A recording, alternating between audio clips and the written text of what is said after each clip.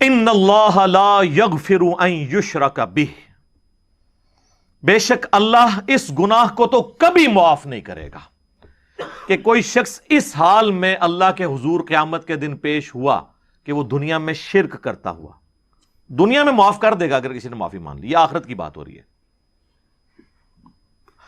وَيَغْفِرُ مَا دُونَ ذَلِكَ لِمَن يَشَاءُ، اس کے علاوہ جتنے بھی گناہ ہیں جس کے لیے چاہے گا معاف کر دے گا. وہ بھی اوپن لائسنس نہیں ہے، جس کے لیے چاہے گا معاف کر دے گا، لیکن امید ہے کہ وہ قابل معافی ہیں.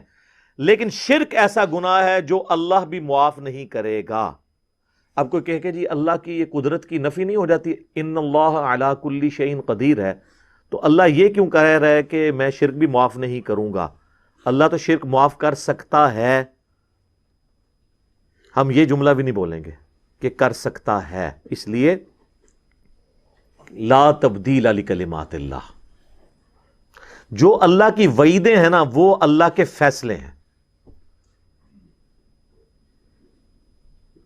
یہ بہت سخت معاملہ ہے، اللہ کے کلمات نہیں بدلتے. تو اللہ تعالیٰ نے یہ اپنی ڈیسٹنی میں چیز مقرر کر دی ہے کہ میں نے مشرک کو کسی صورت بھی بخشنا نہیں ہے، اس کے لیے جنت نہیں ہے. ہاں اس کے علاوہ کوئی گناہ ہے وہ جس کے لیے چاہے گا معاف کر دے گا، اور وہ بھی اوپن لائسنس نہیں ہے. اور اس میں آپ کو ایک گناہ کے حوالے سے بتا دوں، سنن نبی داؤد میں حدیث ہے، نبی صلی اللہ علیہ وآلہ وسلم نے فرمایا کہ 2 گناہ ایسے ہیں جو اللہ تعالیٰ کبھی معاف نہیں کرے گا، باقی ہر گناہ معاف کر دے گا. ایک شرک، اور دوسرا کسی مؤمن کا قتل ناحق. یہ جو اس میں ایک اشارہ تھا نا کہ اس کے علاوہ ہر گناہ چاہے گا، جس کے لیے چاہے گا معاف کر دے گا، تو اس کا کیا مطلب ہے؟ جس کے لیے نہیں چاہے گا نہیں معاف کرے گا. تو اس میں بھی اشارہ موجود ہے، کوئی ایسی چیز بھی ہے کہ جو اللہ تعالیٰ جس پہ گرفت کر سکتا ہے، اور وہ ہے قتل ناحق کسی مؤمن کا. تو اب مجھے بتائیں، جنہوں نے حسین ابن علی اور ان کے ساتھیوں کو ناحق قتل کیا، وہ کس امید پہ بیٹھے ہوئے ہیں؟ اور ان کو جنت کی جھوٹی خوشخبریاں سنانے والے کس امید پہ بیٹھے ہوئے ہیں؟ سوچنے والوں کے لیے یہ چیز کافی ہے. سنن نبی داؤد کی حدیث، وَمَن يُشْرِكْ بِاللَّهِ، اور جس نے اللہ کے ساتھ شرک کیا، فَقَدِ افْتَرَىٰ إِثْمًا عَظِيمًا، تو اس نے بہت بڑا جھوٹ اللہ تعالیٰ کے اوپر باندھ دیا، بہت بڑا گناہ کا کام اس نے کیا جس نے شرک کیا. اچھا، سورہ نساء کی آیت نمبر 116 جب آئے گی نا، اس میں پہلے الفاظ تو یہی ہوں گے، ان اللہ لا یغفر ان یشرک بہ ویغفر ما دون ذلک لمن یشاء، لیکن اگلے الفاظ ہیں ومن یشرک باللہ فقد ضل ضلالا بعیدا، جو کوئی اللہ کے ساتھ شرک کرے وہ گمراہ ہوا اور گمراہی میں دور جا پڑا. اللہم لا تجعلنا منہم، اللہم من احییتہ منا فاحیہ علی الاسلام ومن توفیتہ منا فتوفہ علی الایمان، آمین. رضیت باللہ ربا وبالاسلام دینا وبمحمد نبیا صلی اللہ علیہ وآلہ وسلم، آمین. اب یہ میرے بھائیو ایسا ٹاپک ہے کہ میں اس پہ اگر کم از کم 2 گھنٹے بولوں نا تو تب میری تسلی ہوگی. لیکن میں نے چونکہ پچھلی قرآن کلاسز جو 344 لیکچرز میں مکمل ہوئی تھی، ان میں اس آیت کے اوپر آلموسٹ 1.25 گھنٹے کی ویڈیو ریکارڈ کروا دی تھی اسی آیت کے اوپر. مسئلہ نمبر 3 کے نام سے وہ اپلوڈڈ ہے یوٹیوب کے اوپر. دعا صرف اللہ ہی سے، آپ یوٹیوب پہ ویسے بھی لکھیں نا دعا صرف اللہ ہی سے اور علی مرزا، تو وہ ویڈیو کھل جائے گی. اور اس کے بعد بھی کئی ایک لیکچرز وقتاً فوقتاً میں نے ریکارڈ کروائے. وسیلے کے نام پر دھوکہ، مجھے تم سے شرک کا خطرہ نہیں، یہ اکثر آپ سنتے ہیں نا. تخت بلقیس والا واقعہ، موسیٰ اور خضر والا واقعہ علیہم السلام، ہر وہ چیز جسے دھوکہ کر کے نا قبر پرستی یا بابا پرستی یا بابوں سے مانگنا سکھاتے ہیں نا، ایک ایک چیز کے اوپر میں نے الگ سے تسلی کروائی ہے قرآن، بخاری اور مسلم کی روشنی میں الحمدللہ. اب وہ سارے لیکچر جمع کریں تو اس ایک آیت پہ کم از کم 10 گھنٹے گفتگو ہو سکتی ہے، لیکن ٹائم تو متحمل نہیں ہے کہ ہم اتنی ڈیٹیل گفتگو کریں. لیکن چند ایک باتیں تو میں ضرور کروں گا. ایک ریسرچ پیپر میں نے اس کے اوپر لکھ دیا 8 صفحوں کا، آپ اہل سنت پاک .com پہ ڈاؤن لوڈ کریں گے دعا صرف اللہ ہی سے. میں نے اس کا نام توحید، شرک اس طرح کا نہیں رکھا کیونکہ لوگ ان ناموں سے چڑھ جاتے ہیں. میں نے وہ چیز اس کے نام پہ رکھی کہ جس کے اوپر لوگ چڑھے نا. آپ کسی بھی مسلمان سے، خواہ بریلوی ہو، دیوبندی ہو، اہل حدیث ہو، اہل تشیع ہو، جا کے پوچھیں کہ دعا کس سے کی جاتی ہے تو کیا کہے گا؟ اللہ سے. کوئی آپ کو نکھٹو قسم کا بھی بندہ یہ نہیں کہے گا کہ دعا جو ہے وہ کسی فرشتے سے ہو سکتی ہے، کسی جن سے ہو سکتی ہے، کسی پیغمبر سے ہو سکتی ہے. نہیں جی نہیں، نماز تے اللہ دی پڑھی دی ہے، دعا بھی اللہ کو منگی دی ہے. لیکن حالت یہ ہوگی کہ وہ دعا اللہ سے یہ مانگ رہا ہوگا. نماز میں تو قرآن کی وہ آیت سورۃ الفاتحہ کی 4 نمبر آیت کم از کم 17 رکھتے ہیں جو فرض ہیں روزانہ کی، ان میں 17 دفعہ پڑھتا ہوگا ایاک نعبد و ایاک نستعین. اے اللہ عبادت بھی صرف کریں گے اور مدد بھی صرف تجھی سے مانگیں گے. یہ مدد کون سی؟ دعا والی، غائب میں کسی کو پکارنا. ایک تو ہے آپ سامنے بیٹھے ہیں، یہ تو قرآن میں حکم ہے وَتَعَاوَنُوا عَلَى الْبِرِّ وَالتَّقْوَى وَلَا تَعَاوَنُوا عَلَى الْإِثْمِ وَالْعُدْوَانِ.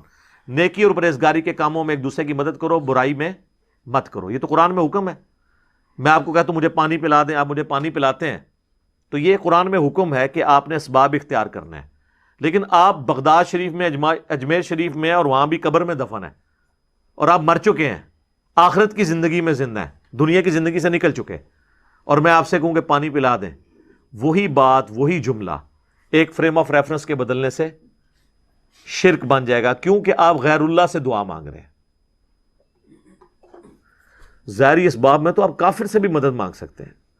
صحیح بخاری میں موجود ہے نبی علیہ السلام جب فوت ہوئے تو آپ کی زرہ بھی ایک یہودی کے پاس گروی رکھی ہوئی تھی، گندم کے عوض، اناج کے عوض. تو آپ نے یہودی سے بھی مدد لی. بعض لوگ کہتے ہیں جی نبی علیہ السلام نے غزوہ خیبر پر مولا علی سے مدد مانگی. بھئی مولا علی سامنے موجود تھے، وہ جتنے صاحب آپ کے ساتھ تھے وہ رسول اللہ صلی اللہ علیہ وسلم کے مددگار تھے دین کے اعتبار سے. لیکن آپ نے خیبر کے موقع پر اپنے چچا کو، جو آرمی چیف تھے غزوہ بدر اور احد میں، حمزہ بن عبد المطلب، جو کہ اللہ کے شیر ہیں اور سید الشہداء ہیں، المستدرک الحاکم میں حدیث موجود ہے، آپ نے یہ تو نہیں کہا المدد یا حمزہ، امیر حمزہ میری مدد کو پہنچے، کیونکہ وہ فوت ہو چکے تھے. جو سامنے موجود تھے انہی کو بلانا تھا. تو دو چیزوں کو ہی مکس کرتے ہیں. اچھا مجھے بتائیں بارش کون برساتا ہے؟ اللہ. ڈیوٹی کس کی ہے؟ فرشتوں کی. تو ہم کیا بارش اللہ سے مانگتے ہیں یا فرشتوں سے؟ اللہ سے. فرشتوں سے مانگیں گے تو شرک ہو جائے گا. لہذا یہ پتا چلا کہ اگر ڈیوٹیاں بھی لگی ہوئی ہوں، کہنا نا بزرگوں دی ڈیوٹیاں نے، اللہ گلا ڈیوٹی کسی کو نہیں پوری ہوئی. جس مزار دا کہندے نا ڈیوٹی ہے، سارے چرسی پوڈری افیمی اسی مزار تک بیٹھے ہوندے نے، اپنے مزار دے ہوتے ڈیوٹی نہیں پوری ہو رہی انہاں کولوں. چلیں ڈیوٹی لگی بھی ہو پھر بھی آپ پکار نہیں کسی کو سکتے. یہ جھگڑا نہیں ہے کہ مولا علی علیہ السلام مشکل کشا ہیں یا نہیں، شیخ عبد القادر جیلانی رحمۃ اللہ علیہ مشکل کشا ہیں یا نہیں. یہ تو جھگڑا ہی نہیں ہے. جھگڑا یہ ہے کہ اگر یہ ہوں بھی تب بھی مرنے کے بعد، اس دنیا کی زندگی سے جانے کے بعد، آپ ان سے کمیونیکیشن نہیں کر سکتے، نہ کسی فرشتے سے، نہ کسی جن سے، نہ کسی پیغمبر سے.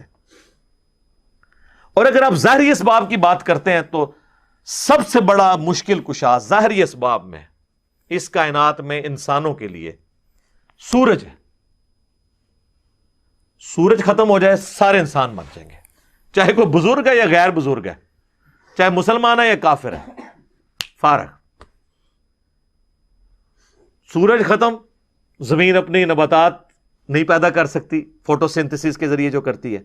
جب زمین اگانا چھوڑ دے گی تو اگر آپ جانور بھی کھائیں گے تو کتنا عرصہ؟ جس طرح ہمارے حکمران ہمیں کہتے ہیں کہ اگر ٹماٹر مہنگے ہیں تو دہی ڈال لو، تو اگر زمین اگانا چھوڑ دے تو ہم جانور کھائیں گے تو کتنا عرصہ، مچھلیاں کھائیں گے تو کتنا عرصہ، وہ بھی ساری مر جائیں گی ہمارے کھانے سے پہلے ہی. دنیا پہ موسموں کا تبدیل ہونا، ہواؤں کا چلنا، ہر زندہ چیز کی خوراک یہ ایک سورج کے اوپر ڈیپینڈنٹ ہے. تو پھر سب سے بڑا مشکل کشا کون ہوا؟ سورج. آج تک کسی کافر نے بھی کہا المدد یا سورج میری مدد فرمائیے؟ ہمیں کبھی وہم بھی نہیں آتا. سورج کی برکت سے ہی گلیشیئرز کا پانی پگھل کے دریاؤں میں آتا ہے. زمین کے نیچے بھی دریا چلتے ہیں, زمین کے اوپر بھی, جس پانی سے ہم لوگ زندہ ہیں. اور وہ گلیشیئرز تک پانی پہنچنا بھی سورج کی وجہ سے ہے, کیونکہ سورج ویپوریٹ کرتا ہے سمندر کے پانی کو, وہ ہواؤں اور بادلوں کی شکل میں ہم پر بارش کی شکل میں اور پہاڑوں پہ برف کی شکل میں برستی ہے. ورنہ یہ کروڑوں ٹن پانی اگر سمندر سے شفٹ کرنا پڑے اس کا نمک نکال کے گلیشیئر کے اوپر, پوری انسانیت قیامت تک بھی لگی رہے, یہ نہیں کر سکتی.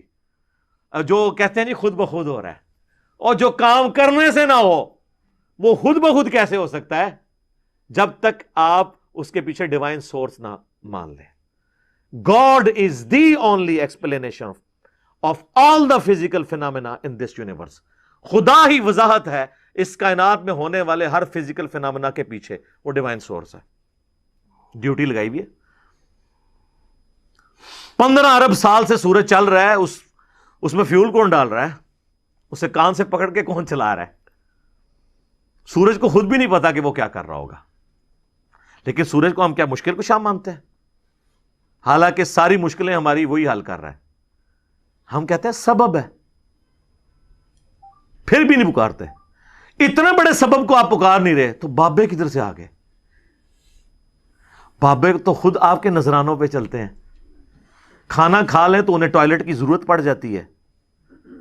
اور جو کوئی کہتا ہے نا میں سمندر, دریا یا زلزلہ روک سکتا ہوں, وہ اپنا پیشاب کو روک کے بتا دے. نہیں. وہ پچھلے دنوں ایک انڈیا کے وہ مولانا صاحب کی ویڈیو بھی اپلوڈ ہوئی تھی نا, کہ شیخ عبد القادر جیلانی کی مجلس میں ایک وقت کے بہت بڑے ولی بیٹھے تھے, اس دوران انہیں پیشاب آ گیا اور شدت شدید تھی, تو روک لیتے نا. انہیں خود مان لیا کہ بزرگ نہیں پیشاب روک سکتے. وہ کہتے ہیں عبد القادر جیلانی نے اینڈ جناب چادر سٹی, انہوں نے جا کے ڈگی تھے, پھر کسی میدان پہنچ گئے تھے, فارغ ہو کے واپس آئے. تو روک لیندے نا, اس میں الفاظ ہیں, وہ کہتے ہیں وہ بہت بڑے ولی اللہ تھے, پیشاب نہیں رکا. نہیں رک سکتا سر, نہ. انسان بہت کمزور ہے, کھانا نہ کھائے زندہ نہیں رہ سکتا, محتاج ہے. سورۃ المائدہ کی آیت نمبر 72 میں آیا عیسیٰ اور ان کی ماں روٹی کے محتاج تھے. اگر عیسیٰ اولو العزم پیغمبر محتاج ہیں کھانا کھانے کے, اور ان کی ماں سارے بزرگوں سے بڑی بزرگ ولیہ مریم بنت عمران وہ روٹی کی محتاج ہیں, تو بابوں کی کیا اوقات ہے؟ روٹی کے محتاج ہیں, اور روٹی کھا لیں تو نکالنے کے محتاج, نہ نکلے تو پھر پریشانی. سب کچھ اللہ کر رہا ہے. تو میرے بھائی جب یہ اللہ کر رہا ہے, پکارنا اللہ کو ہے. ایاک نعبد و ایاک نستعین. یہ ہمارا مین جھگڑا ہے شرک کے حوالے سے. ہزاروں باتیں ایک طرف, اصل بات یہ ہے کہ اصل شرک ہوا ہے ایاک نستعین میں. عبادت کی کوئی شکل, نماز, روزہ, حج, زکوٰۃ, نذر, نیاز, سب اللہ کے لیے, سب دیتے بھی اللہ کے لیے. بس اصالہ ثواب کی نیت کرتے ہیں, وہ چھوٹا مسئلہ ہے. ٹھیک ہے, میت کی طرف سے اصالہ ثواب ہو سکتا ہے. لیکن ایاک نستعین میں مسلمانوں کی اکثریت شرک کر رہی ہوتی ہے. اچھا, نماز میں نہیں کرتی. نماز میں آج تک کسی نے یا علی مدد یا شیخ عبد القادر جیلانی مدد نہیں پڑھا. نماز میں کیا پڑھتے ہیں؟ ایاک نعبد و ایاک نستعین. تو سر مولا علی بھی نمازوں میں اللہ کو پکارتے تھے, نماز کے بعد بھی اللہ کو پکارتے تھے. مولا علی کا ماننے والا وہ ہوگا جو مولا علی کی طرح اللہ ہی کو پکارے, ورنہ مولا علی کا ماننے والا تو وہ نہ ہوا. تو یہ آپ دیکھیں کتنی بڑی یہ جرت کا یہ لوگ کام کر رہے ہوتے ہیں. اب جب سمجھاتے ہیں تو کہتے ہیں آپ گستاخی کر رہے ہیں. سر جب آپ عیسائیوں کو سمجھاتے ہیں نا کہ حضرت عیسیٰ ابن مریم اللہ کے بیٹے نہیں ہیں, تو عیسائی بھی یہی سمجھتے ہیں آپ حضرت عیسیٰ کی گستاخی کر رہے ہیں. اور قرآن میں تو بہت سخت بات آئی ہے. سورہ المائدہ کی آیت نمبر 17 میں لقد کفر الذین قالوا ان اللہ هو المسیح ابن مریم. بے شک وہ لوگ کفر کر رہے ہیں جو یہ کہہ رہے ہیں کہ عیسیٰ ابن مریم ہی اللہ ہیں. اس کے بعد کتنے سخت الفاظ ہیں. قل, اے نبی تم فرماؤ, فمن یملک من اللہ شیئا, اللہ کا کوئی کیا بگاڑ لے گا, ان اراد ان یہلک المسیح ابن مریم وامہ ومن فی الارض جمیعا, کہ اگر اللہ ارادہ کرے کہ عیسیٰ ابن مریم اور ان کی ماں کو اور ساری مخلوق کو ہلاک کر دے, اللہ کا کوئی کیا بگاڑ سکتا ہے؟ اچھا شرک کیا عیسائیوں نے، مثال دے دی عیسیٰ ابن مریم کی توحید کے لیے، لہذا بابوں کی مثال آئے گی سر، عیسیٰ سے بڑا تو کوئی بابا نہیں ہے. وجیہن فی الدنیا والآخرہ ومن المقربین، سورہ آل عمران آیت نمبر 45. اور 5 اولو العزم پیغمبر جو سورۃ الاحزاب میں سورہ شورى میں آئے، محمد رسول اللہ، ابراہیم علیہ السلام، موسیٰ علیہ السلام، نوح علیہ السلام اور عیسیٰ علیہ السلام، ان میں سے ایک ہیں عیسیٰ ابن مریم. اور اللہ فرما رہا ہے اللہ کا کوئی کیا بگاڑ لے گا اگر اللہ عیسیٰ اور اس کی ماں اور سب لوگوں کو ہلاک کر دے. وَلِلَّهِ مُلْكُ السَّمَاوَاتِ وَالْأَرْضِ، بادشاہت تو آسمانوں اور زمین کی اللہ کی ہے. وَمَا بَيْنَهُمَا، اور جو کچھ اس کے درمیان ہے اس کا مالک بھی اللہ ہے. يَخْلُقُ مَا يَشَاءُ، جو چاہتا ہے پیدا کرتا ہے. عیسیٰ کو بھی اس نے پیدا کیا، یہ اس کی مخلوق ہے، دیٹس آل، جس طرح اور مخلوقات ہیں. وَاللَّهُ عَلَى كُلِّ شَيْءٍ قدیر، اور اللہ تعالیٰ ہر چیز کے اوپر قادر ہے. سر کس لیول پہ جا کے آپ کو اللہ سمجھائے، کس لیول کے اوپر جا کے؟ توحید کا معاملہ بہت سینسٹیو ہے. میں اکثر ایک جملہ بولتا ہوں، شرک is the most sensitive issue in the sight of Allah. اللہ کے حضور شرک سے زیادہ کوئی حساس معاملہ نہیں ہے. اس لیے تو یہ آیت آئی ہے کہ اللہ نے ہر گناہ معاف کر دینا لیکن یہ معاف نہیں کرنا. لیکن سر ایک خوشخبری بھی ہے، سورۃ الفرقان کی آیت نمبر 70 میں آیا کہ اگر کوئی شرک سے دنیا کی زندگی میں توبہ کر لے ہم اس کے گناہوں کو بھی نیکیوں سے بدل دیں گے. سبحان اللہ وبحمدہ، سبحان اللہ وبحمدہ، سبحان اللہ العظیم، عدد خلقہ ورضا نفسہ وزنۃ عرشہ ومداد کلماتہ. یعنی اللہ اس کو یہ بھی لکھے گا کہ اتنا عرصہ تو نے شرک کیا ہے، ہن پہلے اینے سال نیکیاں کر، تو ایڈا گاڑا گناہ سی، انہوں ختم کرنے ٹائم چاہیے. اللہ کہتا ہے تو توبہ کر لے، میں اس گناہ کو بھی نیکی کے برابر تول لوں گا، ایک بار میری طرف آ جا. صحیح مسلم میں حدیث ہے اور جامعہ ترمذی میں بھی، اے میرے بندے اگر تو اتنے گناہ کر لے کہ آسمان تک پہنچ جائیں اور صرف ایک دفعہ مجھ سے معافی مانگ لے میں تیری توبہ قبول کر لوں گا. اور اے میرے بندے اگر تو زمین و آسمان گناہوں کے بھر کے قیامت والے دن میرے پاس آیا لیکن تو نے ایک گناہ نہ کیا ہوا اور وہ ہے مجھ سے کے ساتھ کسی کو شریک ٹھہرانا، تو میں اس قدر مغفرت کے ساتھ اس سے ملاقات کر لوں گا اگر تو نے شرک نہ کیا ہوا. بس یہ گارنٹی دے دیں. ایک تو موٹا موٹا شرک ہے نا، ویسے تو خواہش نفس کو بھی شرک کہا گیا. افرائیت من اتخذ الہہ ہوا، بھلا اس شخص کو دیکھا جس نے اپنی خواہش نفس کو اپنا خدا بنا لیا. وہ بھی چھوٹا شرک تو ہے. فجر کے وقت اذان کی آواز سن کے مسجد میں نہ جانا اور اپنے نفس کی پیروی کرنا یہ بھی شرک کی ایک فارم ہے. اسی لیے ابراہیم علیہ السلام کو سب سے بڑی جو ڈگری قرآن میں اللہ نے دی ہے نا وہ کیا ہے؟ وما کان من المشرکین، وہ مشرک نہیں تھے. آپ بندہ کہتا ہے یار یہ کون سی ڈگری ہے، مشرک تو میں بھی نہیں ہوں. نا سر نا، ابراہیم علیہ السلام دی توحید اور تے تہاڈی میری توحید اور. وہ ہر طرح کے شرک سے آزاد ہو چکے تھے. سر اس سے بڑی کیا بات ہوگی؟ اللہ نے قرآن پاک میں فرمایا کہ سورۃ البقرہ میں کہ جب جب ابراہیم کو اس کے رب نے آزمایا تب تب وہ آزمائش میں پورا اترا. اور سورۃ النجم میں فرمایا ابراہیم وہ ہے جو ہم سے وفا کرنے والا ہے. اور سورہ الصافات میں آیا کہ ہم نے اسے اتنی بڑی آزمائش میں ڈالا کہ اس کے بچے کی قربانی کا اسے حکم دیا تو وہ تیار ہو گیا اس کے لیے.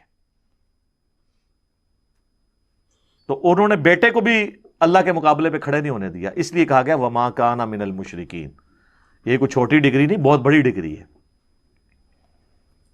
تو شرک کا معاملہ بہت سینسٹیو ہے. یہ صحیح مسلم کی میں نے آپ کو حدیث بتائی. ایک اور حدیث ہے صحیح مسلم کے اندر ہی کہ نبی علیہ السلام جب شب معراج گئے تو اللہ تعالیٰ نے ان کو 3 تحفے دیے. نمبر 1 5 نمازیں، نمبر 2 سورۃ البقرہ کی آخری 2 آیات آمن الرسول، اور تیسرا یہ کہ میں گارنٹی دیتا ہوں کہ آپ کا جو امتی شرک نہیں کرے گا نا میں اس کی مغفرت کر دوں گا قیامت والے دن، یعنی at the end of the day اپنا عذاب بھگتنے کے بعد. یہ نبی علیہ السلام کو گارنٹی دی گئی. بخاری اور مسلم دونوں میں حدیث ہے، نبی علیہ السلام نے 3 دفعہ فرمایا جانتے ہو سب سے بڑا گناہ کون سا ہے؟ جانتے ہو سب سے بڑا گناہ کون سا ہے؟ جانتے ہو سب سے بڑا گناہ کون سا ہے؟ صحابہ نے کہا یا رسول اللہ اور اس کا رسول بہتر جانتے ہیں. آپ فرمایا کیا میں تمہیں بتا نہ دوں؟ تمہیں بتا نہ دوں؟ بتا نہ دوں؟ کہا یا رسول اللہ بتائیں. فرمایا اللہ کے ساتھ شرک کرنا. اور ایک اور حدیث ہے بخاری اور مسلم کی، اس میں بھی یہی الفاظ ہیں، لیکن اس میں الفاظ ہیں کہ تم اللہ کے ساتھ شرک کرتے ہو حالانکہ اس نے تمہیں پیدا کیا ہے۔ پیدا کرنے والا اور پیدا ہوا برابر نہیں ہو سکتے۔ سر اللہ ہی ہے جو پیدا کرنے والا ہے، باقی سب پیدا ہوئے ہیں، تو وہ اللہ کے مقابلے پہ کیسے آ سکتے ہیں؟ نیور، کبھی نہیں آ سکتے۔ صحیح بخاری اور مسلم میں ایک اور حدیث ہے، معاذ ابن جبل کہتے ہیں کہ میں نبی الاسلام کے پیچھے ایک دفعہ سواری پہ گدھے پہ بیٹھا تھا، آپ کے اور میرے درمیان بس ایک پالان کی لکڑی تھی، یعنی آپ علیہ السلام نے اپنے پیچھے وہ ایک چھوٹی سی لکڑی رکھی ہوئی تھی کمر کو سپورٹ دینے کے لیے۔ اب وہ یہ نقشہ اس لیے کھینچ رہے تھے اپنا رسول اللہ سے قرب بتانے کے لیے کہ میری خوش نصیبی ہے کہ حضور گدھے پہ بیٹھے ہیں آگے، اور میرے اور نبی علیہ السلام کے درمیان صرف ایک لکڑی کی وہ پالان کی ڈنڈی ہے لکڑی کی۔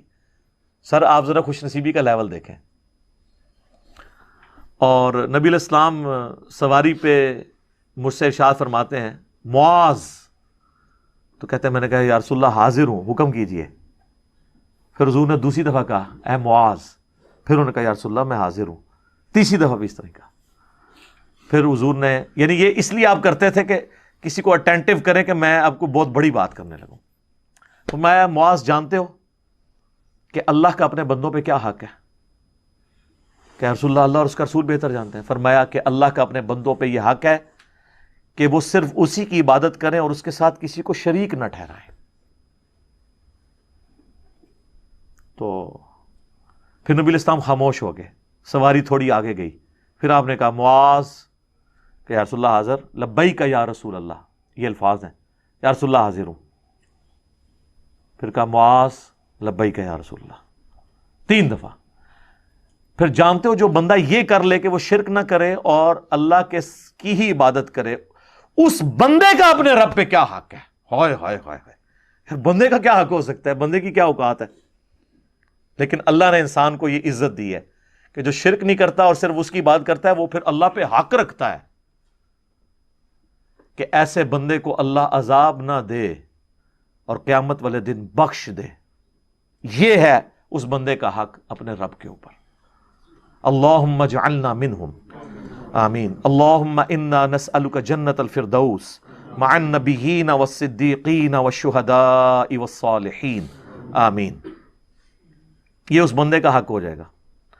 سنن ابن ماجہ میں اور مسند احمد میں حدیث ہے، معاذ ابن جبل کہتے ہیں، یہی معاذ اور ابو درداء اصحاب صفہ میں سے، وہ کہتے ہیں میرے خلیل نے، میرے جگری یار نے، رسول اللہ کے لیے وہ یہ لفظ استعمال کر رہے تھے، میرے خلیل نے مجھے یہ نصیحت کی تھی کہ اللہ کے ساتھ کسی کو شریک نہ ٹھہرانا، خواہ تمہارے جسم کے ٹکڑے ٹکڑے کر دیے جائیں یا تمہیں زندہ آگ میں جلا دیا جائے، وہ تیار ہو جانا لیکن شرک نہ کرنا۔ اچھا مسلمان بڑے کانفیڈنٹ ہیں، وہ کہتے ہیں نہیں ہم تو کوئی بھی شرک نہیں کرتا، شرک سے مک گیا جی، وہ میری ذرا ویڈیو ویکھو مکے ہے، ایک قبروں تے آ کے ہندو پہ سجدے کر دینے۔ علی اللہ جو شیعہ کا ایک گروہ ہے نصیریہ شام میں، وہ کوئی ہندوؤں میں سے نکلا ہوا ہے؟ شیعہ میں سے نکلا ہے نا۔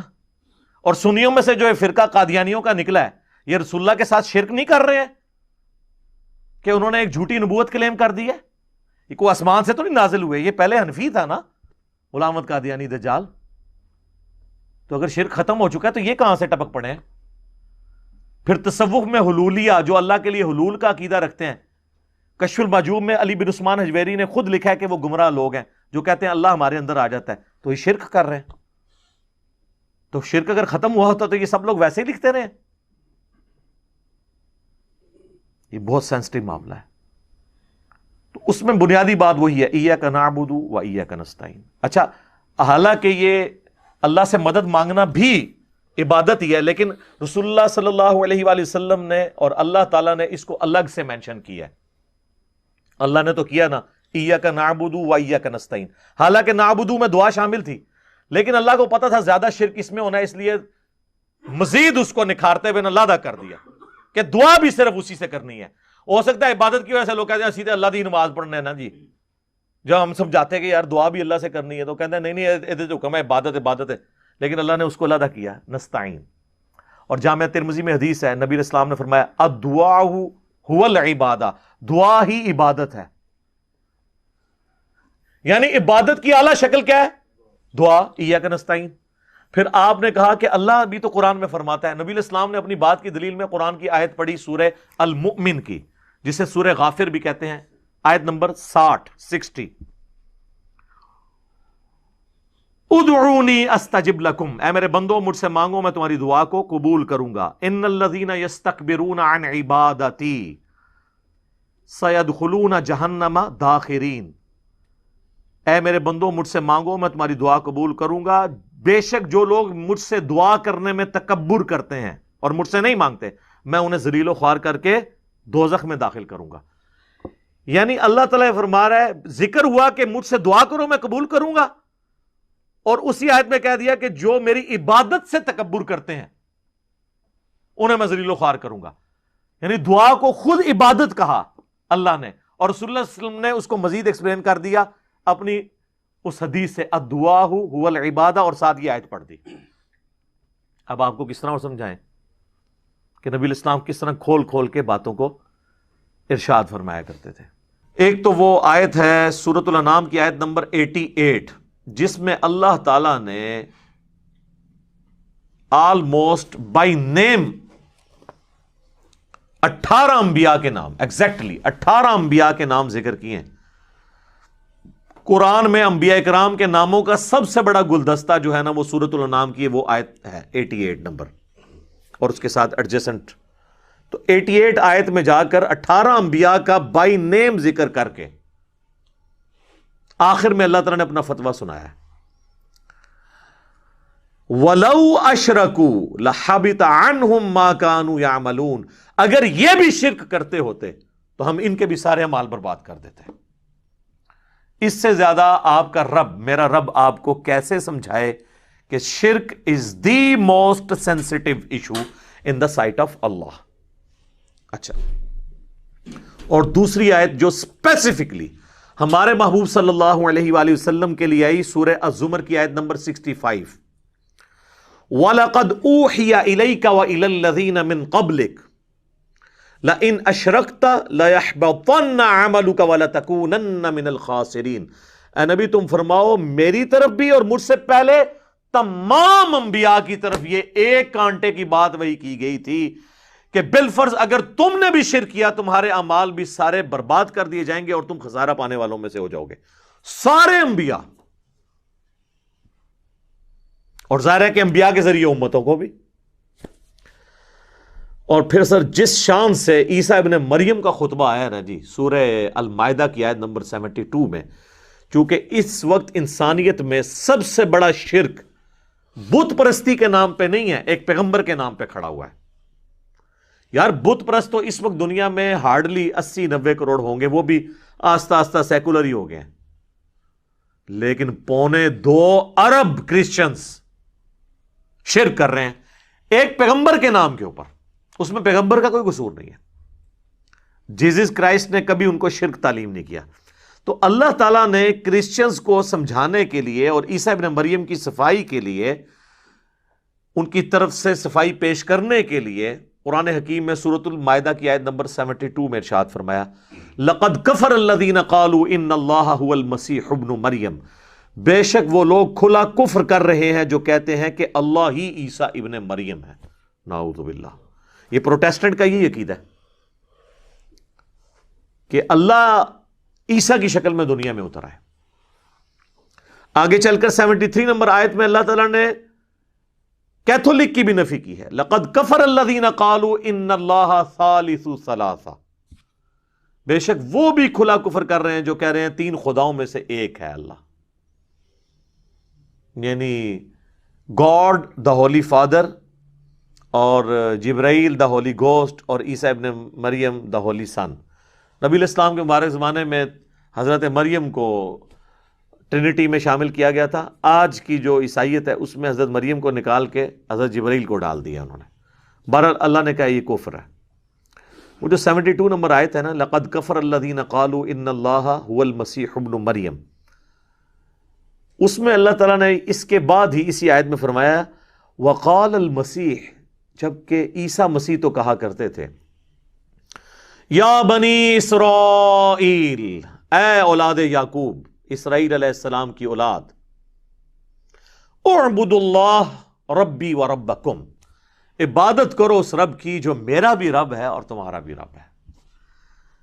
انہ من یشرک باللہ، بے شک جس نے اللہ کے ساتھ شرک کیا، انہ من یشرک باللہ فقد حرم اللہ علیہ الجنہ ومأواہ النار وما للظالمین من انصار، ایسے شخص پہ اللہ نے جنت حرام کر دی ہے اور اس کا قیامت کے دن ٹھکانہ آگ ہوگا اور وہاں اس کا کوئی مددگار نہیں ہوگا۔ حتیٰ کہ صحیح بخاری اور صحیح مسلم دونوں میں یہ حدیث ہے، اللہ کے محبوب صلی اللہ علیہ وآلہ وسلم ارشاد فرماتے ہیں کہ اللہ تعالیٰ نے ہر پیغمبر کو ایک ایسی دعا دی تھی جو مقبول دعا تھی، وہ اس نے اس دنیا میں ہی مانگ لی اللہ سے۔ اسی دعا کے اگینسٹ آپ کو پتہ ہے حضرت نوح علیہ السلام نے عذاب مانگ لیا تھا اللہ تعالیٰ سے اپنی قوم کے اگینسٹ، اور میں نے وہ اپنی دعا سنبھال کر رکھی ہے قیامت والے دن کے لیے، اور اس دعا کے ذریعے میں اپنے امتیوں کی شفاعت کروں گا۔ صلاۃ بر محمد وآل محمد، اللہم صلی علی محمد وعلی آل محمد۔ میری شفاعت سے میرے ہر امتی کو نفع پہنچے گا سوائے اس شخص کے کہ جس نے دنیا میں اللہ کے ساتھ کسی قسم کا شرک کیا ہوا، ہر ایک کو شفاعت پہنچے گی۔ بہرحال اب یہ چیزیں تو بالکل واضح تھیں، لیکن علماء سو نے عوام کو ایسے دھوکے دیے کہ آج تک عوام ان دھوکوں سے باہر نہیں نکل رہی۔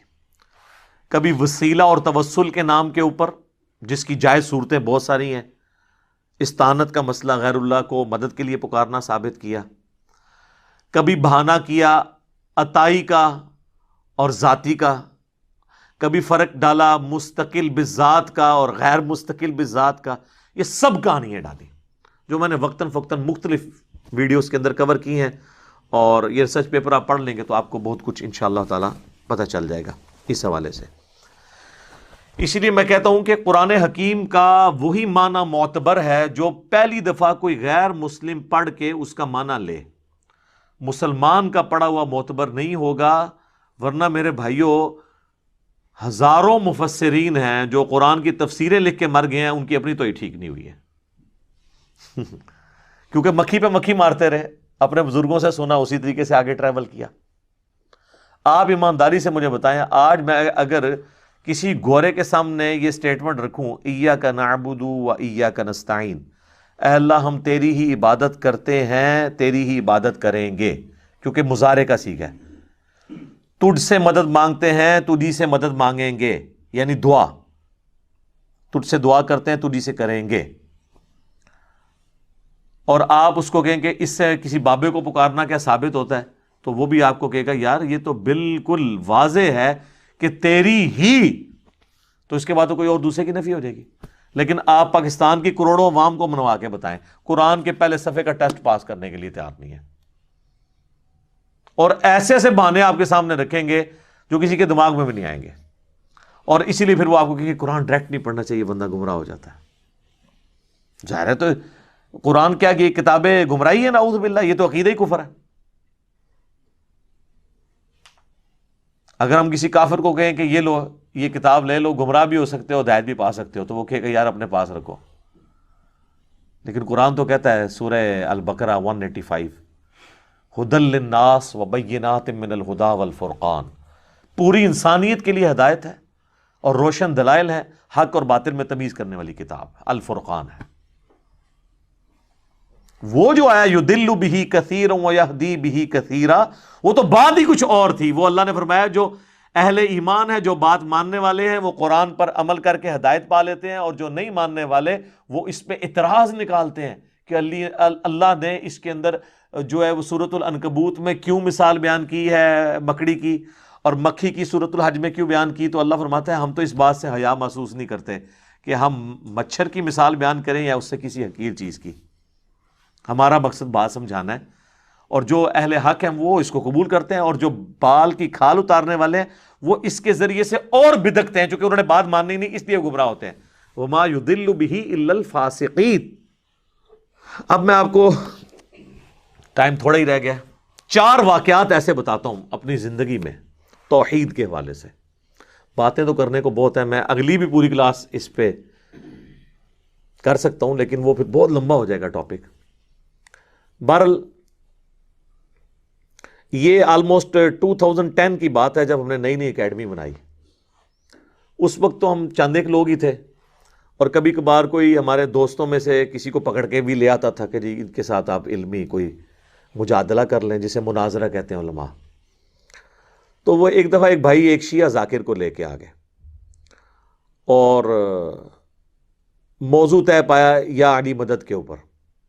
بھئی ہمیں لبیک یا رسول اللہ، لبیک یا حسین، لبیک یا علی کہنے سے کوئی ہمیں چڑ نہیں ہے، محبت کے اظہار میں آپ کر لیں، لیکن ونس آپ ان کو مدد کے لیے پکاریں گے تو ہم کہیں گے ایاک نعبد و ایاک نستعین کی وائلیشن ہو گئی ہے. یہ ہمارا اختلاف ہے. ہمارا یہ جھگڑا نہیں ہے کہ مولا علی مشکل کشا آج کی ڈیٹ میں بھی ہیں یا نہیں. اپنی مبارک زندگی میں تو تھے، ظاہر ہے خیبر اکھاڑا انہوں نے، لیکن آج کی ڈیٹ کے اندر جب بندہ دنیا سے چلا گیا ہے تو آپ اس کو نہیں پکار سکتے. یہ جھگڑا نہیں ہے اختیار ہے یا نہیں. فرشتوں کے ذریعے اللہ بارش برساتا ہے، لیکن ہم بارش اگر فرشتوں سے مانگیں گے مشرک ہو جائیں گے. سورج کے ذریعے سارا دنیا کا نظام چل رہا ہے اس کی روشنی کی وجہ سے، لیکن ہم المدد یا سورج کہیں گے تو مشرک ہو جائیں گے، کیونکہ ہم اسباب کو پکار نہیں سکتے. اسباب صرف اختیار کرنے ہیں، اور وہ بھی ظاہر ہے وہی کریں گے جو سامنے موجود ہے. اس کا قرآن میں حکم موجود ہے، وَتَعَاوَنُوا عَلَى الْبِرِّ وَالتَّقْوَى وَلَا تَعَاوَنُوا عَلَى الْإِثْمِ وَالْعُدْوَانِ. نیکی اور پرہیزگاری کے کاموں میں ایک دوسرے کی مدد کرو، اور برائی کے کاموں میں ایک دوسرے کی مدد نہ کرو. ظاہری اسباب ہے.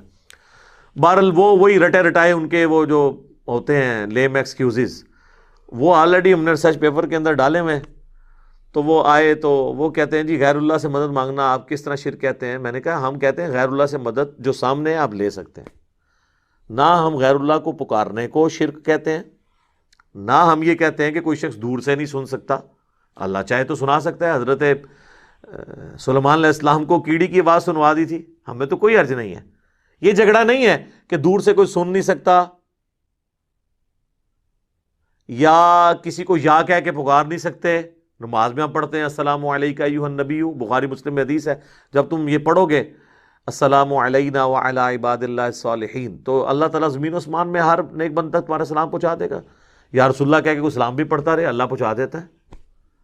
جھگڑا یہ کہ مدد کے لیے کسی کو نہیں پکارنا، وہ ہے ایاک نعبد و ایاک نستعین.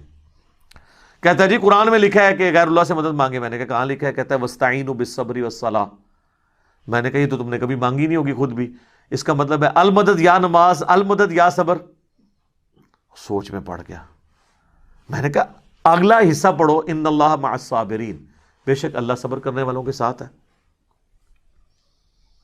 اسی طریقے سے جو ان کے ہیں بہانے وہ کرتا ہے. میں بتانا شروع کہتا ہے جی میں بڑے مولانا کو فون کرتا ہوں، آغا کو فون کرتا ہوں. آغا کو ملایا نا، پھر آغا کے ساتھ جو اس نے کی نا سپیکر میں کیا آن کر آغا دی میں بھی سنا پھر کیا ہوتی ہے. وہ آغا نے بھی پہلے یہی آیت پڑھی واستعینوا بالصبر والصلاۃ. وہ کہتے ہیں آغا یہ چکڑی غیر اللہ کی مدد ثابت ہوتی ہے، حالانکہ تھوڑی دیر پہلے وہ بھی اس سے سبب ثابت کر رہا تھا. وہ جو بات کرتا جائے تو میرے ساتھ چونکہ بات کر چکا تھا، اینڈ پہ یہ حال ہوا اس کا. انہوں نے کہا جی یہ تو ہمارے پاس تو کوئی ہمارے بڑوں کے پاس جواب ہی نہیں. میں نے کہا جواب تو ہوتا ہے جب کوئی مسئلہ ہو. یہ تو بالکل واضح ہے ایک چیز توحید کے معاملے میں. تو یہ ایک میری زندگی میں ایک اچھے واقعات میں سے ایک واقعہ. ایک دوسرا واقعہ میں آپ کو سناتا ہوں. یہ آلموسٹ بات ہے 2012 کی. ہم لوگ I-10 کی مسجد میں نماز ان دنوں پڑھتے تھے، دارالاسلام مسجد اہل حدیث کی، اور پاس ہمارا ایک مکان ہم نے کرائے پہ لیا تھا، بیچلرز رہتے تھے ہم. تو وہاں پہ ایک شیعہ عالم تھے، محقق عالم، ذاکر نہیں عالم، فوت ہو گئے. ہم اللہ تعالیٰ ان کی مغفرت کرے. بڑا ان کے ساتھ میرا اچھا ایک تعلق تھا، شجاع عباس صاحب. تو انہوں نے مجھے اپنے گھر بلایا کہ جی آئیں افطار وغیرہ ہمارے ساتھ کر لیں. کہا ٹھیک ہے. 2-3 دوستوں کے ساتھ وہاں 7-8 ہمارے بھائی بیٹھے ہوئے تھے جو اہل تشیع مکتب سے تھے.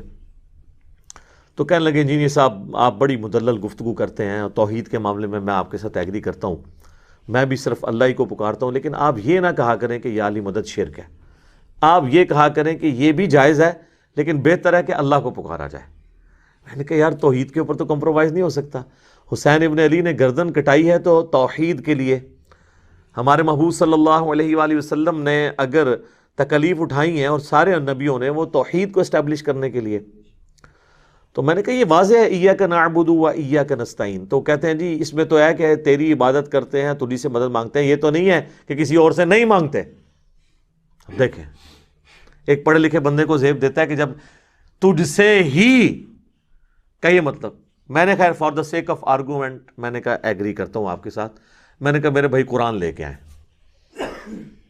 اور میں نے کہا یہ آپ کی جو آڈینس ہے نا, آپ کے اسٹوڈنٹس جو بیٹھے ہیں ادھر, یہ فیصلہ کریں گے. میں آپ کو قرآن سے ایک آیت ایسی نکال دیتا ہوں جس میں لکھا ہے کہ اور کسی سے نہیں مانگنا. کہتے ہیں کدھر لکھا ہے؟ میں نے کہا لائیں آپ. وہ لے کے میں نے کہا جناب سورہ نمل کھولیں, پارہ نمبر 20 کا پہلا صفحہ نکالیں اور اس میں آیت نمبر 62 آپ پڑھیں. اعوذ باللہ من الشیطان الرجیم بسم اللہ الرحمن الرحیم. امن یجیب المضطر اذا دعاہ. بھلا بتاؤ تو کون ہے جو مصیبت اور پریشانی میں گھرے ہوئے شخص کی فریاد کو, دعا کو سنتا ہے. وَيَكْشِفُ السُّوءَ, اور اس سے اس کی برائی کو, تکلیف کو دور کر دیتا ہے. وَيَجْعَلُكُمْ خُلَفَاءَ الْأَرْضِ, اور تمہیں خلیفہ کرتا ہے زمین پہ اگلوں کا. یعنی تمہارے ماں باپ مرتے ہیں تو تم خلیفہ بنتے ہو, تم مرو گے تمہاری اولاد. اِلَٰهٌ مَّعَ اللَّهِ, کیا اللہ کے ساتھ اور الہ بھی ہے جس کی یہ کوالٹی ہو کہ وہ مشکل اور پریشانی میں گھرے ہوئے شخص کی فریاد کو سنے اور اس کی تکلیف کو دور کرے. قلیلا ما تذکرون, لیکن نصیحت تو بہت کم ہی تم حاصل کرتے ہو.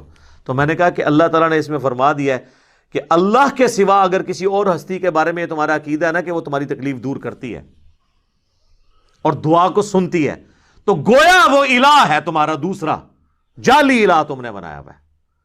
چاہے وہ کوئی پیغمبر ہو, فرشتہ ہو, جن ہو, بزرگ ہو یا بابا ہو, وہ گویا آپ نے الہ بنا لیا. میں نے کہا جی بتائیں, یہ میں نے ترجمہ ٹھیک کیا. ماشاءاللہ ان کو فارسی بھی آتی تھی, عربی بھی آتی تھی, انگلش بھی آتی تھی, اردو بھی. بیسیکلی وہ انڈین کشمیر کے رہنے والے تھے. تو کہتے ہیں جی یہ ترجمہ تو آپ کا ٹھیک ہے, لیکن میں نے کہا لیکن نہیں, اب عوام سے فیصلہ کرواتے ہیں. لیکن تو اب ختم ہو گیا نا. آیت کے بعد جب ایک واضح بینات میں سے کوئی چیز آ جائے, وہاں جتنے بیٹھے تھے ان کا جی یہ سب آپ کی بات جو ہے نا 100% ٹھیک ہے, اس میں بالکل واضح موجود ہے کہ آپ نے کسی اور کو نہیں پکارنا. تو اگر کوئی کہتا ہے یا شیخ عبد القادر جیلانی المدد نعوذ باللہ, تو وہ گویا حضرت عبد القادر جیلانی کو الہ مان رہا ہے. قرآن یہ کہہ رہا ہے.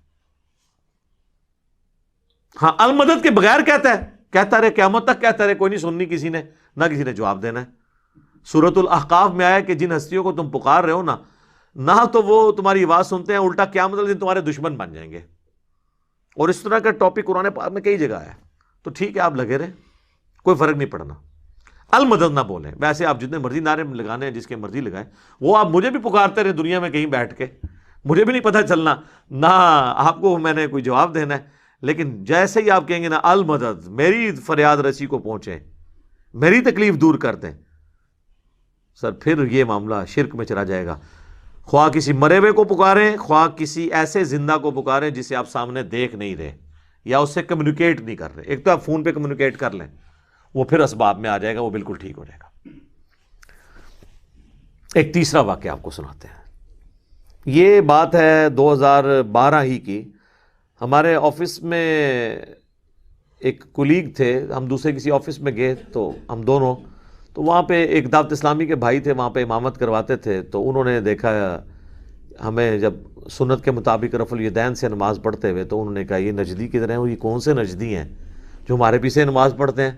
حالانکہ اہل حدیث کے نزدیک تو بریلویوں کے پیچھے نماز نہیں ہوتی, بریلویوں کے نزدیک ان کے پیچھے نماز نہیں ہوتی.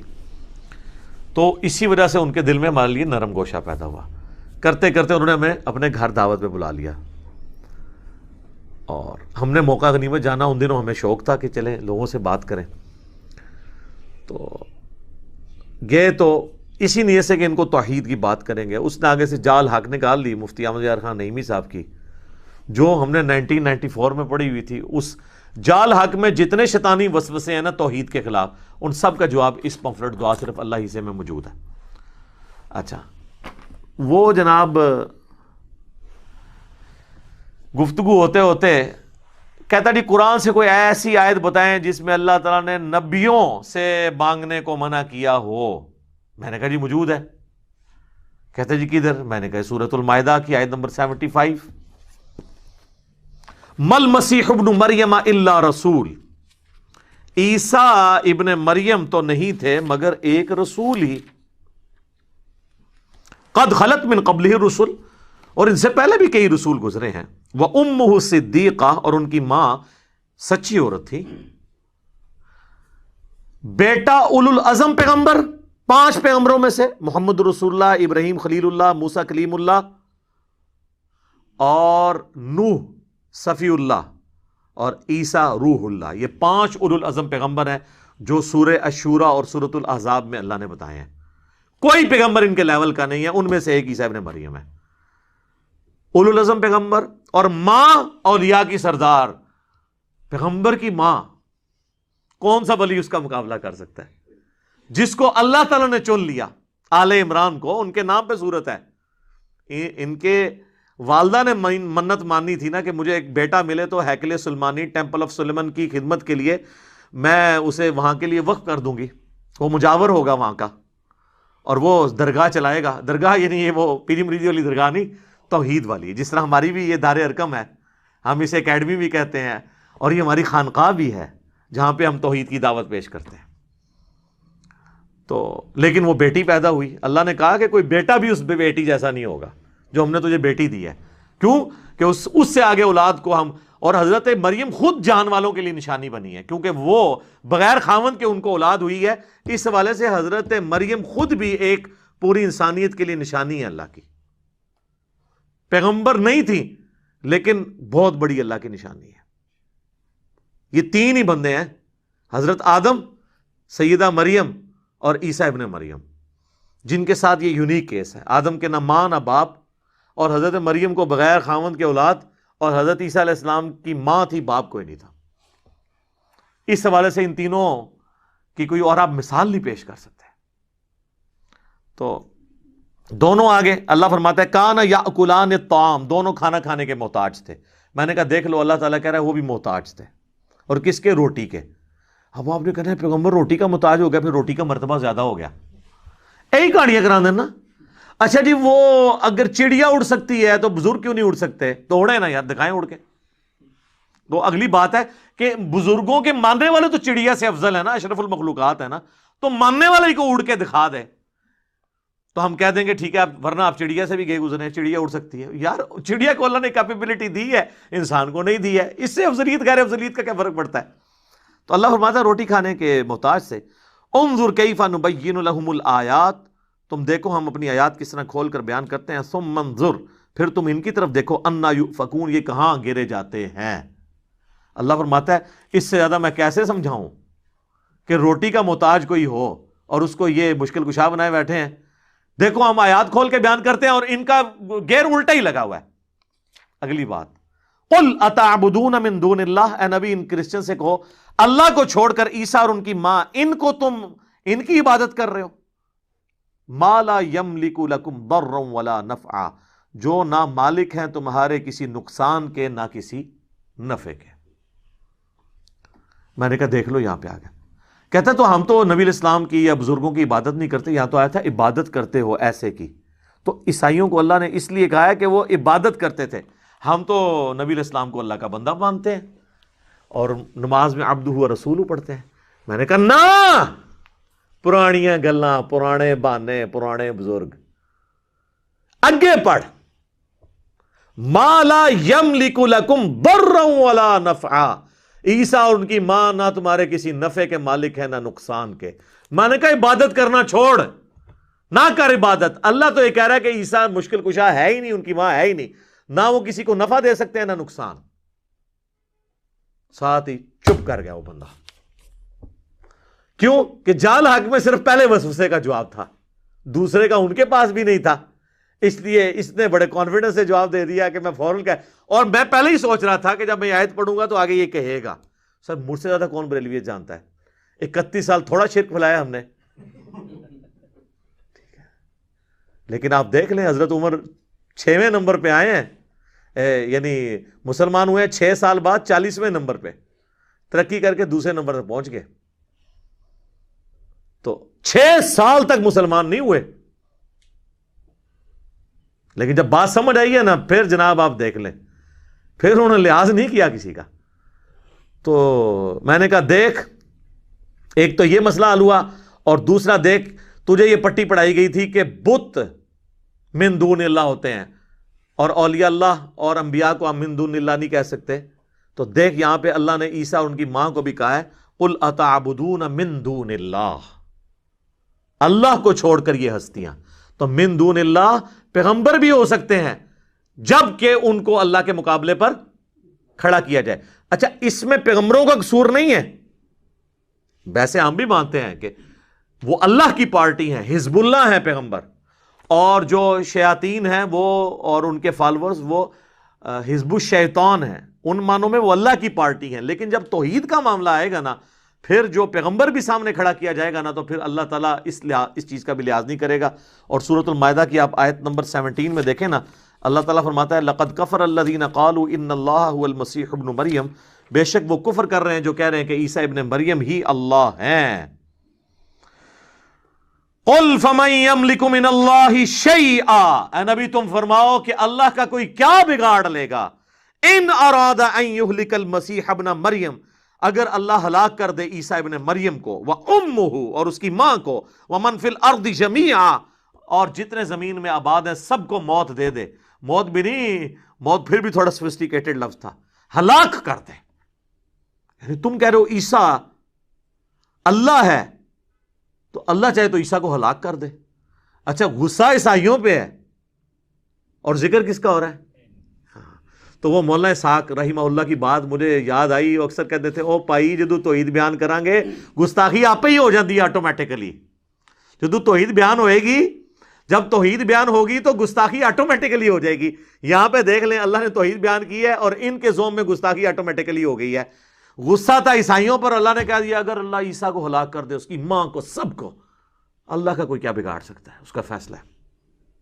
غصہ عیسائیوں پہ، لیکن ظاہر ہے جب پیغمبروں کو اللہ کے مقابلے پہ کھڑا کیا جائے گا پھر اور کوئی ذریعہ نہیں ہے سمجھانے کا. ان سے ہوتا تو یہ کہتے یار یہ کس طریقے سے گفتگو ہو رہی ہے. وَلِلَّهِ مُلْكُ السَّمَاوَاتِ وَالْأَرْضِ اور اللہ ہی کے لیے ہے بادشاہت آسمانوں کی اور زمین کی، وَمَا بَيْنَهُمَا اور جو کچھ ان کے درمیان ہے. يَخْلُقُ مَا يَشَاءُ وہ جو چاہتا ہے پیدا کرتا ہے. ہائے ہائے، اللہ نے کہا وہ جو مرضی پیدا کرے. عیسیٰ بھی ایک اس کا بندہ ہے، اس نے پیدا کر دیا. اربوں مخلوقات اس نے پیدا کی ہیں، اس میں سے ایک عیسیٰ بھی ہے، جو چاہتا ہے پیدا کرتا ہے. واللہ علی کل شیء قدیر، اللہ تعالیٰ ہر چیز کے اوپر قادر ہے. بہرحال یہ پھر جو ہمارے بریلوی بھائی تھے نا، یہ بھی لاجواب ہوئے. یہ آپ کو میں نے تیسرا واقعہ سنایا.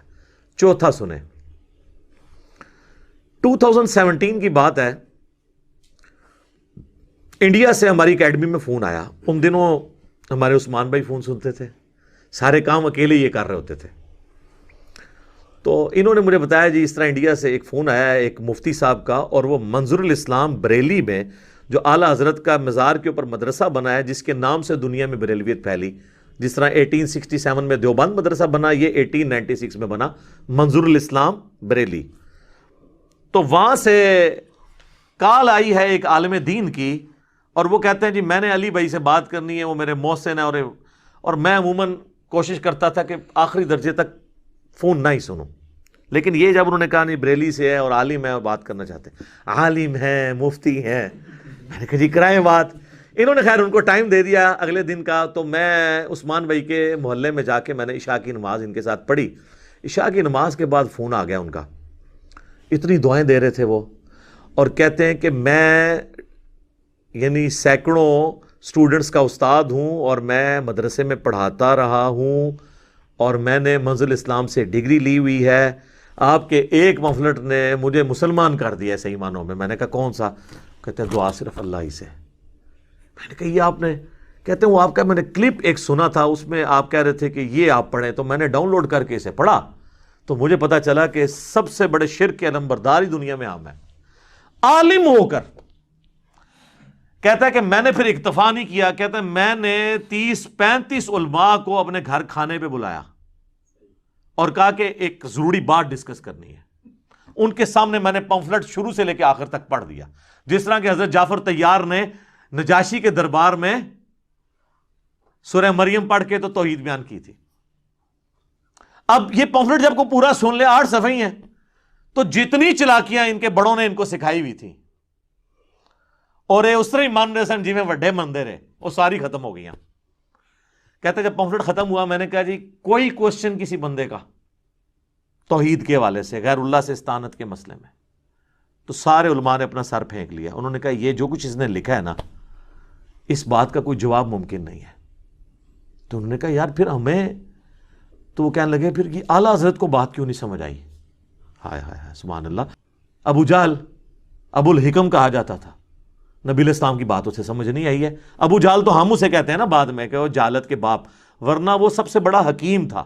جس طرح ہم کہتے ہیں ڈاکٹر اقبال کو حکیم الامت, تھنکر, تھنک ٹینک, فیصلے بڑے بڑے جو ہوتے تھے, بیٹھتی تھی پنچایتیں جنہیں ہم کہتے ہیں, بڑے بڑے جرگے, ان کے وہ فیصلے کرتا تھا ابو الحکم.